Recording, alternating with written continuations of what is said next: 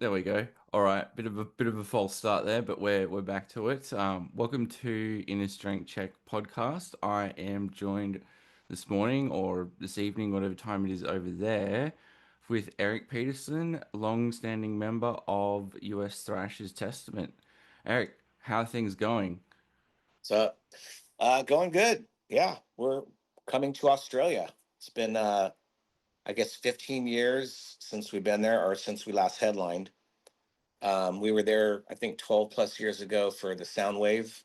Mm, We were supposed to come back in 2020 for the Soundwave, and then everybody, everything turned into a shitstorm. So, yeah. um, yeah, and then we just been back at it in late 22, 23. So, um, we're making our rounds to Australia now. Awesome. Awesome. Yeah, that was for the Download Festival in 2020, but then unfortunately there was a little incident with a little bug which kind of prevented us from doing much of anything for a bit. So a lot's Yeah. happened since you guys have last been to Australia on your last Australian tour. Well, we've put out three records since then. Yeah. Um, Dark Roots of Earth. I'm not sure if we did that. Maybe we had that when we did the Soundwave, but Brotherhood of the Snake, uh, Titans of Creation, and our new one coming out, which Mm. we're turning in like a week.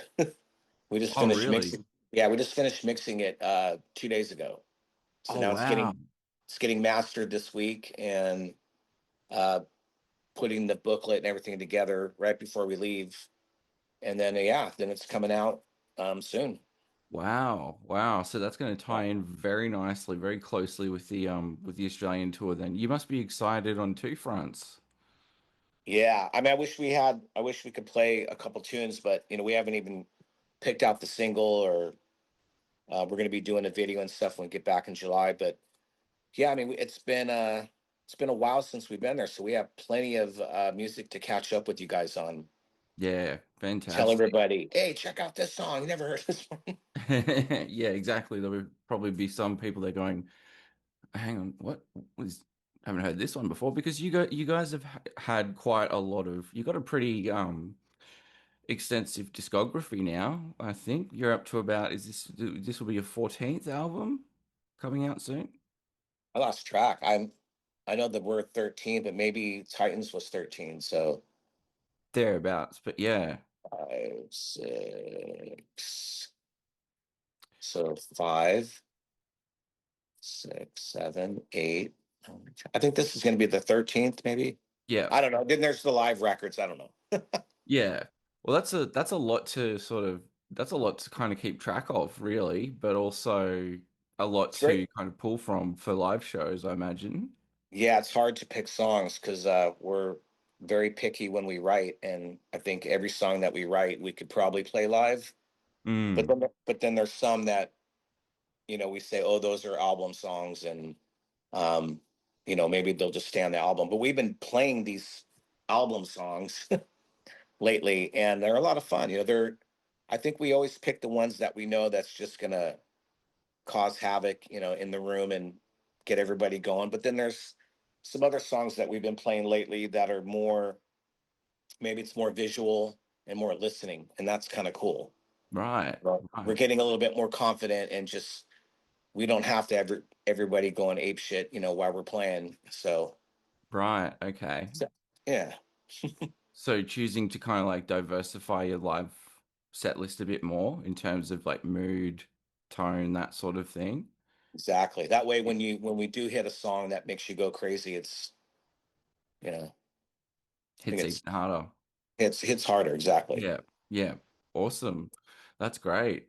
And I guess you guys obviously, you've been in the band the longest and you guys have been a band for a really long time, right? Like what helps keep I guess this is kind of a twofold question, but what helps keep things fresh for you personally in terms of still touring and still creating new tunes after all this time? Because it's a long time to be doing either of those things.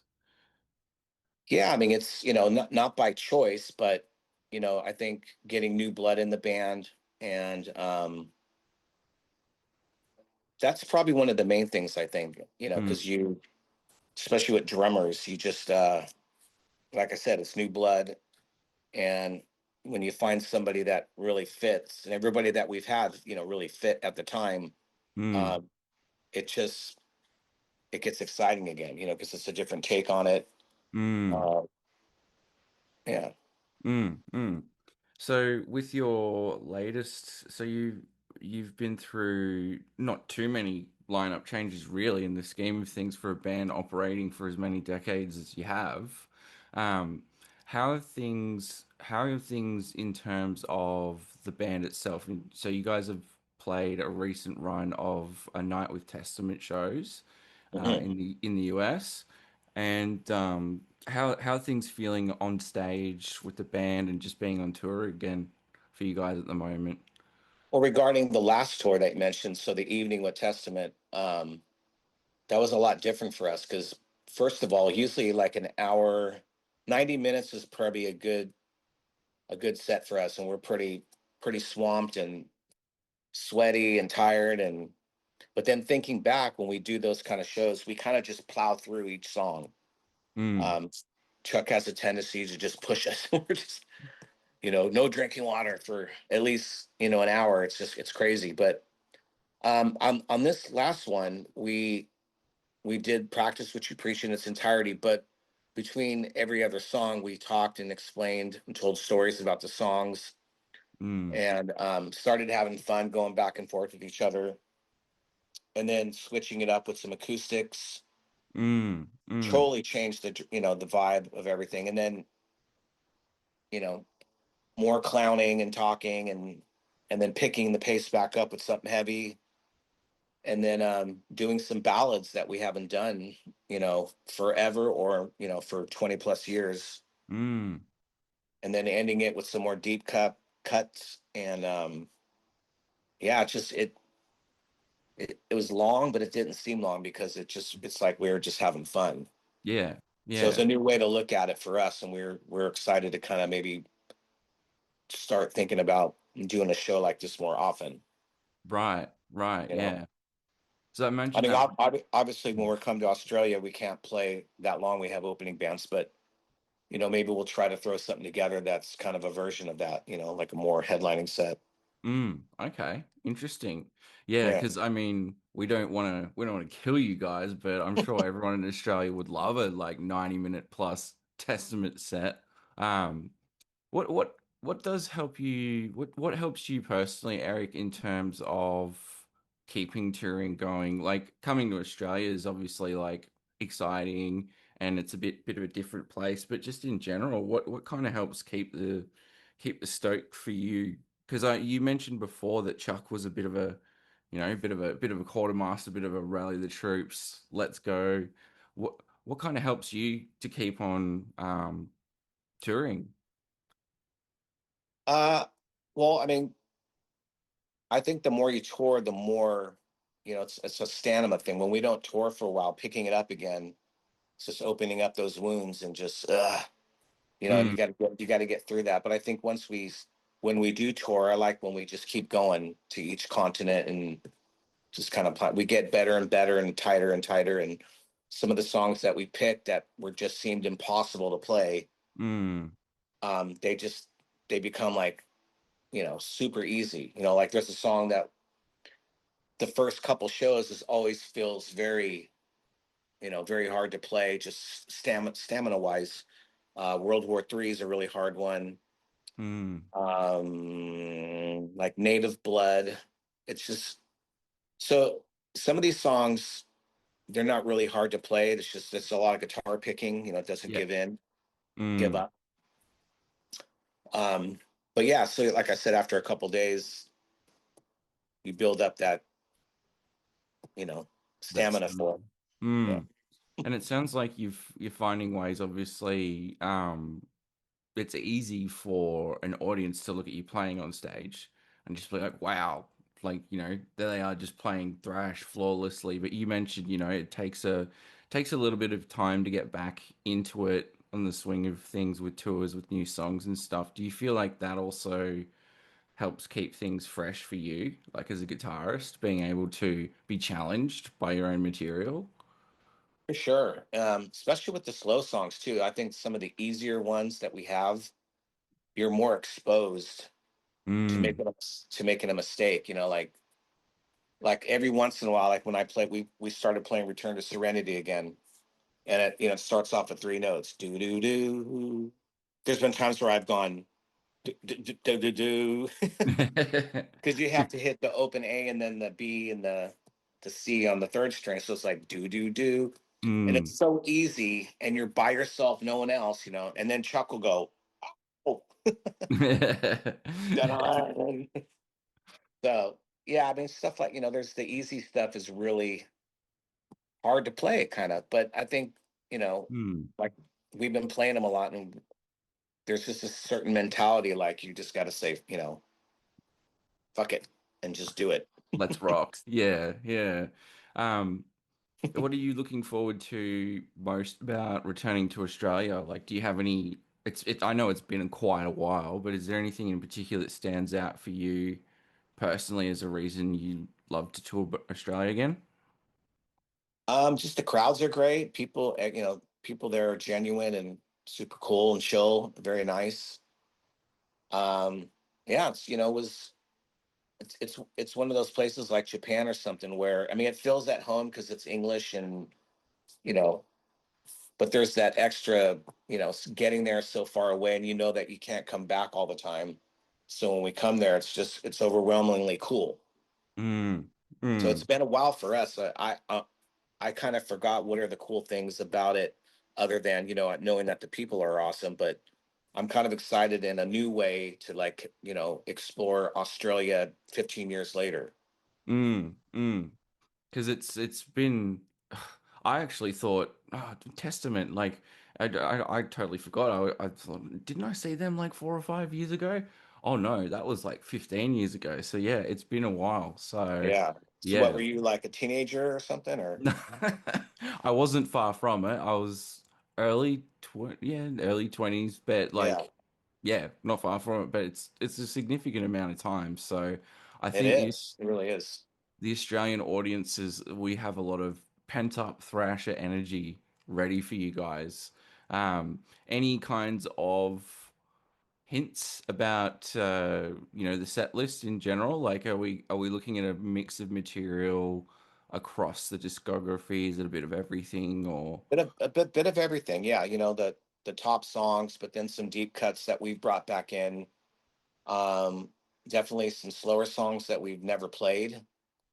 Mm, That are and it's funny because we're a thrash band, but like Spotify and just downloads and whatever you want to call it, Return to Serenity is like the top song, yeah, and we've never played it because we're like, oh, it doesn't fit our vibe, and it's no one can thrash to it, and we started playing it in Europe last year, and as soon as the heavy part comes in on the solo, there's a pit, yeah, and we're like, even when we're going slow, people are body surfing. We're like, wait a minute, what? So I mean, things change, and people, get used to what you wrote 20 plus years ago or whatever. Maybe not that long ago, but no, yeah, that long ago for sure. What am I talking about? Um, yeah, mm, just it's the right time. yeah, 'Cause yeah. now we're comfortable playing it. Instead of going, okay, we'll do that song. We're doing all of them. Yeah, yeah, awesome.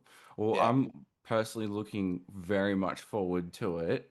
Um, awesome. and I'm sure you guys are very well looking forward to coming back to Australia. And Yeah, oh yeah. We're a week away, so yeah, we leave next Sunday. oh my God, yeah, yeah, that's true. Man, time really is flying. I don't know about you guys, but time just especially seems like it's flying this year. So the older you get and the more shit you got going on in your life, I mean, it just friggin' flies by. I mean, in the beginning, and we were talking, with interviews and just other people, like our first four records, we did a record each year, Mm, 87, 88, 89, 90, 92. And in between those times, we toured the world. So Mm. and then I'm thinking, how did we go tour everywhere? And not, maybe not so much on the first record, but I mean, we still toured the States and Europe and, I think some South America stuff, but, and then come write a record and go back on New Order and do all what we did. And then come back and, it's like when you get older, everything's just going, Yeah. Well, that just makes you like appreciate the moment when you guys are on stage even more, I'll bet. oh yeah, definitely. Yeah. Mm. Yeah. Awesome. Well, I look forward to seeing you guys, and I think irrespective of whatever you guys play at whatever tempo, people will be going ape shit and crowd surfing and circle pits and everything because it's been quite a while. So we'll all be very excited to have you guys and to see you We guys got in we got a very person. special set, so I think it's going to be a good one. Oh yeah, I can't wait. Yeah. Yeah. Awesome. All right. Well, Eric, Yeah. you've been through the music journalism meat grinder, so I'll leave you to it with a few minutes to spare for your next one. But thank you very much for coming on today, and Yeah. we shall see you shortly. All right. I'll Cheers. Thanks for having me. No Appreciate it. worries. All right, take it easy, man. I'll Thank see you. you. Bye See bye. ya. Later. Head on over to innerstrengthcheckpodcast.com, where you'll find completely organic human flesh bag created content. Show notes, including full details, ticket links, and more for the upcoming Australian tour will be available on the blog alongside this interview, as well as audio-only versions on our many streaming platforms. Peace, love, and neck-breaking thrash metal.